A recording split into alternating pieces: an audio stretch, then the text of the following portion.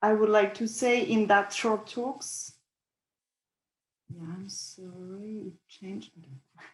That actually compared to 20 years ago, we are really in a world where bioinformatics has been a pioneer context.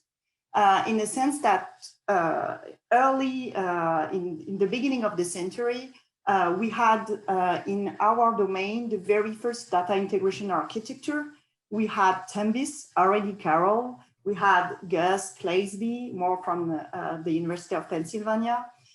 Sarah, we don't have your first slide. We have only the introduction slide. Oh gosh, sorry. Many buttons everywhere. I don't know. Yes, this is the first slide, but it is not full screen. Well, I don't know why. Okay. Could we stay like that? Yes, but yes. Okay. This way? Yes. Thank you. I'm sorry, but it was working. But there I have everything everywhere. Sorry, so I do it again. So my claim here in that very short talk now is to say that in a sense, bioinformatics has been a major test bed for database and knowledge representation experts. We had data integration architecture, but we had also the very beginning and concrete test bed for ontologies, especially with gene ontology. Also for semi-structured data, we had HTML, flat files that were actually the very first examples that goes to then XML. Definitely a lot of major projects have been done in our domain. For web services with BioMobi, BioCatalog, and now BioTools. For workflow system, clearly with pioneer system like Taverna, Kepler. Now we have Galaxy, Nextflow, SnakeMake, and a lot of others. But also in the terms of having systematically repository of tools, repository also of data, of course, but you know, those data, we know exactly where to find them. From even 20 years ago, we had this specific journal that actually counted and is still counting the data sources that you could use to compare your data. I mean, in a sense, definitely share, reuse is part of the bioinformatician culture. So this is something where that we should all have in mind. In a sense, open science should be something that we should be good at. So what is new compared to 20 years ago? A lot of good news to start with. First of all, I would like to say that I think that the bridge is now, in a sense, the gap, sorry, is now bridged between some of the researchers from the computer science side and needs of the biological domain. 20 years ago, it was not really the case. Now we have really a multidisciplinary that is key and that is real. Concrete real project where needs are understood and solutions are adapted. Another very interesting point is that now bioinformaticians have excellent skills in programmation. Again, this was not true 20 years ago, sorry to say that, but it's for a lot of reasons. First, the main one is training. Now we have computer science in a lot of master programs.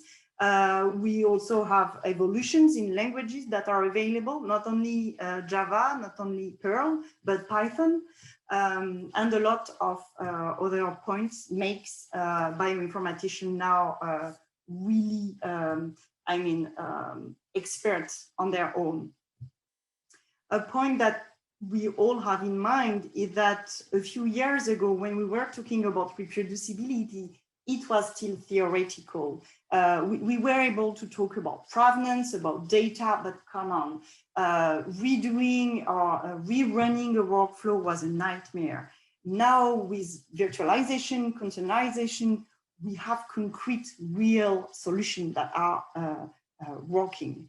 And this is an excellent news, and to me it's a huge piece of hope, especially, and again, even though those systems, especially Docker, for example, was not at all dedicated to the bioinformatics domain. Again, in this community, we had quite soon Bioconda, biocontainers, and so on. I hope and I think that today FAIR principles are known, and we cannot ignore that open science is a strong political will. Carol talked about it even within the French system, where we had a great announce on the major role of software that will be given in the open science politic. So what is still missing? A lot of things we have to say, right? The very first thing as a data management researcher is to make people recognize that data management is a research topic. Being an engineer is great, but engineering and research can work together, and we can have research, let's say increasingly formal research on those topics. Designing an ontology, annotating automatically data sets, capturing provenance at various levels of granularity, comparing workflow or pieces of codes, they are really hard problems. It's not only standardization issues. Another point that is currently missing, and even for us, it's proof that open science is good for us. We are all in a situation where it took us like 5 years to produce a data set. Then how come we can be really credited on the fact that we make this data set available to everybody? This is coming. We are really at the beginning of this process, and this is something that is absolutely important. Having our H-index that augment when our software are reused, when our data sets are reused. And this is something also that we should, let's say, send as a message to the politics. The last point is actually linked to the previous one. We should have ways to demonstrate to our colleagues that the effort is worth, because the effort is big. I mean, we should not minimize that point. So providing true use cases where actually without FAIR data, we were not able to properly understand the data set, to properly use it, to make the right hypothesis and the right conclusion on it. So this is a key point. And also, of course, developing tools to assess how fair your data set for the first time, and then your tool is, with a lot of different, let's say, definition of what it means to have a fair data set. And I would like to say, and I'm sure Carol agree with me on that domain, we are a strong believer that workflow system is a key answer to a lot of our problems. But currently, what is currently missing is to have concrete workflow system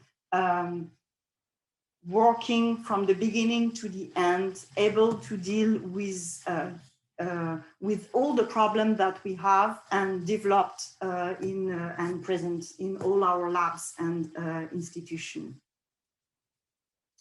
So the good news is that there are plenty of pieces of solution to those problems. The challenge is to wrap everything. And the good news is that today, in the next talk, we will have elements of solution to those various problems. We will have a talk about annotating web pages as a means to better understand and discover the data on the biodiversity side. 2 talks, I call them Making FAIR Becomes Reality. Talks also on platforms and more large ecosystems for data interoperability. And of course, I would say last but not least, demos, proof that there is really hope. So I thank you very much for your attention. And I thank actually the three organizers of this session with a specific thanks to Alban Guignard, who I'm working with great pleasure for a few months now. Of course, I would not be there without all this stimulating exchange, especially with Carol and with several people of her team, with also Danielle, Michael, and Frédéric Lemoine, who is actually a researcher at the Institut Pasteur, who is really inspired me many times. So thank you very much. Thank you, Sarah, for setting the scene. Well, this talk was not supposed to get questions, so if you have any, Sarah, then you can answer directly, maybe in the Q&A panel.